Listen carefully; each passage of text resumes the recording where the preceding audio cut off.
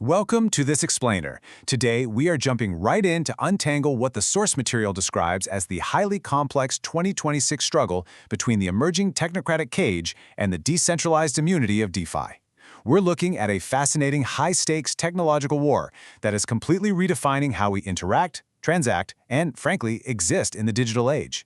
It's a massive architectural race, and the stakes, honestly, couldn't be higher. So, you know that wild, borderless dream of the early open internet? Well, it's largely been swallowed up by a really powerful alliance of megacorporations and centralized states. And this isn't just a casual debate over which banking app is more user-friendly. The sources outline this as a foundational struggle over who exactly controls the programmable rails of human society. We're talking about the underlying plumbing of our modern world. This new system of control that's emerging is known as technocracy. Think of it as a model of governance driven by technical experts, algorithms, and data managers, rather than your traditional elected representatives. In this blueprint, traditional finance acts as this highly efficient surveillance vector. Basically, every single transaction you make is logged, categorized, and funneled through state-sanctioned choke points. It's an architecture of absolute visibility. And the ultimate tool for achieving this top-down control? That would be the CBDC, or Central Bank Digital Currency. As we hit 2026, these are rapidly moving from quiet little pilot programs into massive, mainstream global rollouts. But here's what's absolutely crucial to understand. A CBDC is not just a digital version of paper cash, and it's definitely not the same as the digital points you see in your current bank app. A CBDC is entirely programmable money. Now, what does programmable money actually mean? It gives central planners unprecedented theoretical powers. Imagine this. With just a few lines of code, a central authority could add an expiration date to your funds just to force you to spend and stimulate the economy.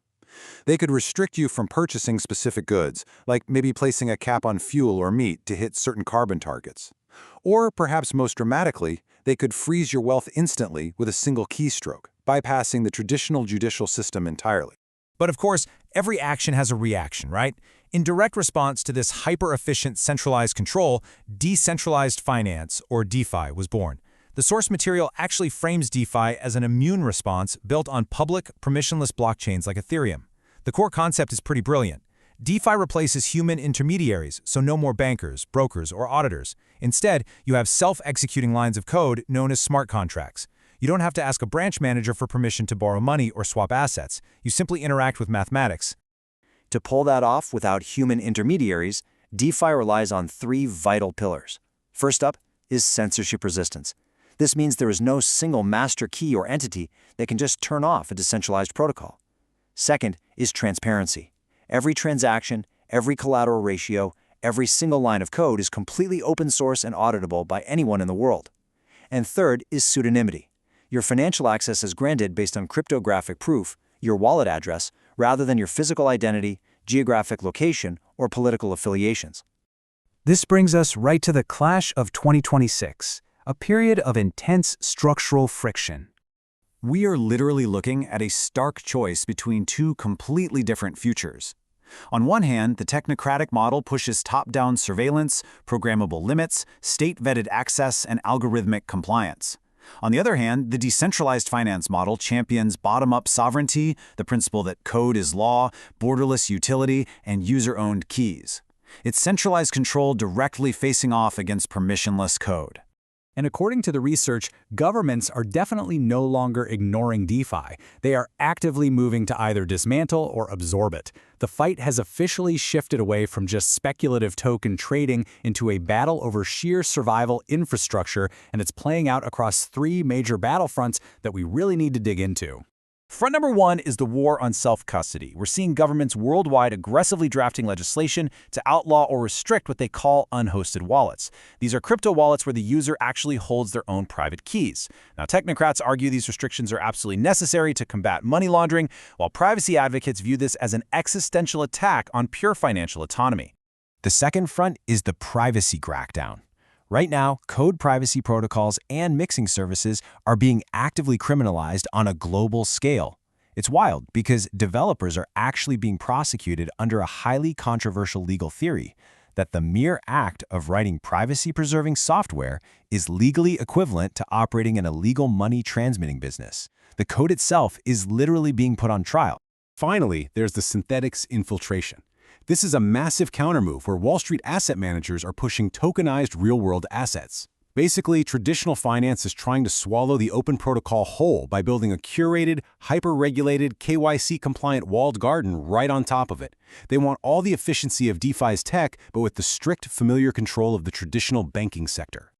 All of this friction matters profoundly. So let's look at the actual architecture of the divide: code versus command. Think about it. If a state completely controls these programmable financial rails, it inherently gains control over speech, movement, and association. When it comes to physical control, the difference is night and day. The technocratic future relies on centralized servers overseen by state agencies. That's a single point of failure and a single point of control. But the sovereign alternative of DeFi distributes that power across a massive network of independent nodes, governed entirely by neutral mathematical smart contracts. And when we look at who actually gets access to these systems, the divide deepens even further. The technocratic cage demands state-vetted permission. Your access to the economy could be subject to know your customer laws or even social credit parameters. Conversely, the DeFi model is strictly permissionless. It is open to absolutely anyone on the planet with an internet connection, completely bypassing national borders or geopolitical gatekeepers.